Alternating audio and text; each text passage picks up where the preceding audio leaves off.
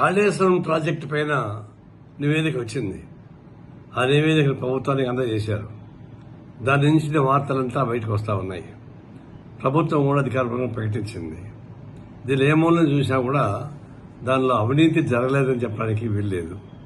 అవినీతి జరిగిన మాట వాస్తవమే, దాని డిజైన్ మార్చిన మాట వాస్తవమే. అదే అంటే కేసీఆర్ నేను 73,000 పుస్తకాలు చదివాను కాబట్టి ప్రపంచ జ్ఞానం నాకే ఉంది, ఇంజనీర్కి మాకు ఏం తెలుసు, నేను చెప్పింది వేదం అని చెప్పేవాడు. ఆయన డిజైన్ చేసినట్టుగా ఒక రాజకీయ రూపకల్పన చేశాడు తప్ప సాంకేతికమైన రూపకల్పన చేయలేదు. అందువల్ల ఒక డిబేట్ అయిన తర్వాత అనేక అవకరాలకు అవకాశం వచ్చింది.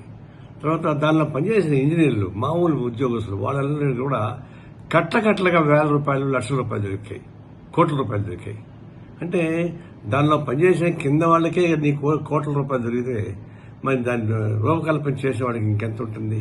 కాబట్టి అవినీతి జరిగిన మాట వాస్తవమే. అందుకే ఎట్లా ఆలోచించినా కూడా కేసీఆర్ నైతిక బాధ్యత వహించాల్సిందే. ఆయన నైతిక బాధ్యత తప్పించుకోవడానికి వీల్లేదు. అందుకే మేము కేంద్ర ప్రభుత్వాన్ని డిమాండ్ చేస్తున్నాం, సిబిఐ ఎంక్వైరీ చేసి తగిన యాక్షన్ తీసుకోవాలి.